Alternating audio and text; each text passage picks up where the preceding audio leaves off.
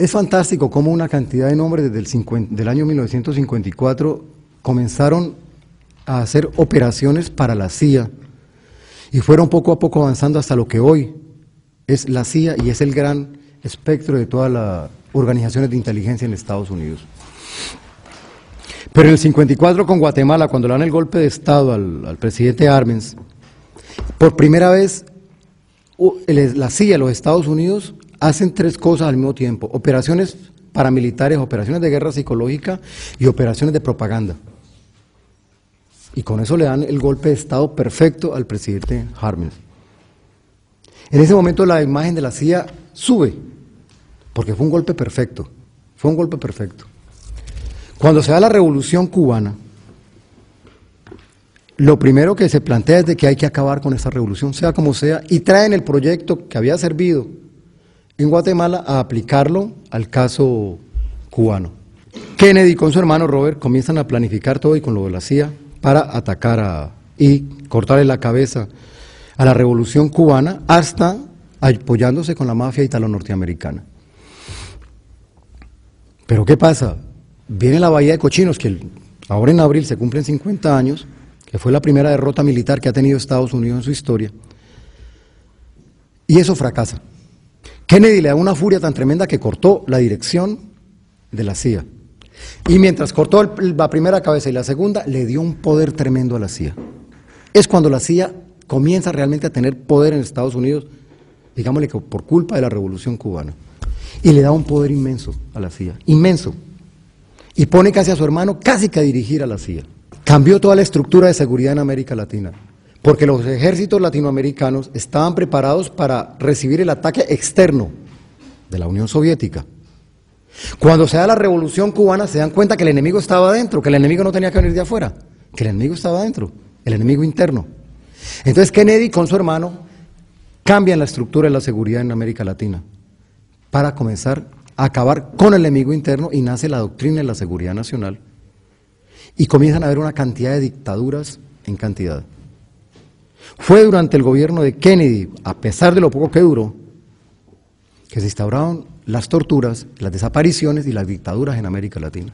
Lo que hace Kennedy es dejar a Cuba un poco tranquila, y sus fuerzas, sobre todo como ya habían especializado a tantos cubanos contrarrevolucionarios, sobre todo como paramilitares y expertos en explosivos y en contrainsurgencia, los comenzaron a lanzar a muchas partes del mundo, en el Congo, en Angola, pero sobre todo se encontró toda esta gente en Vietnam. Ahí se encontraron los operativos, la gente de los operarios, los que hacían las operaciones de mano, con la parte política. Y aparece gente como John Dimitri Negroponte, desde ese tiempo, y una cantidad de personajes que han durado hasta hace muy poquitico en la vida política activa de los Estados Unidos, sea como políticos, sea como operarios de la CIA. La CIA recoge de Francia, del ejército francés que estaba metido en Vietnam, algo que después de eso lo supieron manejar muy bien, es cómo financiar las operaciones paramilitares. Porque al Senado no se le podía ir a decir, mire, necesitamos hacer estas operaciones de guerra sucia, vamos a matar a 50.000 personas y necesitamos dinero para eso. El Senado no lo iba a aceptar. Entonces tenía que conseguirse dinero por debajo, y lo consiguieron con el tráfico de heroína. La CIA traficó cualquier cantidad de heroína, y de ahí nació la gran mafia en Marsella. En todo caso, Estados Unidos perdió en Vietnam. De ahí enviaron a esta gente para muchas partes, y luego viene el mayor logro que tuvo este grupo, que fue en Bolivia, cuando mandan a algunos de ellos allá, capturan y asesinan al Che Guevara. Ese grupo fue el que lo hizo. En Chile compraron hasta la madre, y con la operación psicológica y propagandística que hicieron en Chile fue fabulosa. Al enemigo hay que reconocerle los méritos, y lo que hicieron en Chile a nivel propagandístico fue sensacional. Fue sensacional. Y lo más sensacional y vergonzoso fue cómo compraron a la izquierda. Toda esta gente que venía desde Guatemala el 54 hasta lo de Chile, es la misma gente, con los mismos recursos y la misma forma de actuar. Luego, como un ejemplo concreto, fue en Nicaragua cuando la revolución sandinista gana en Nicaragua en 1979. Y Ronald Reagan lo declaró su enemigo número 1 de seguridad nacional. Y le metió todo para acabar con esta revolución. ¿Por qué la metió para acabar con esta revolución? Porque si hay algo que le tiene miedo a los Estados Unidos y los países europeos poderosos, es al mal ejemplo. Y Nicaragua se volvió un mal ejemplo. Porque con todos sus errores, Nicaragua, los sandinistas distribuyeron la tierra, comenzaron a dar educación y salud. Entonces, si Nicaragua, un país tan pobre, lo podía hacer, ¿por qué no los salvadoreños, que ya tenían su guerrilla?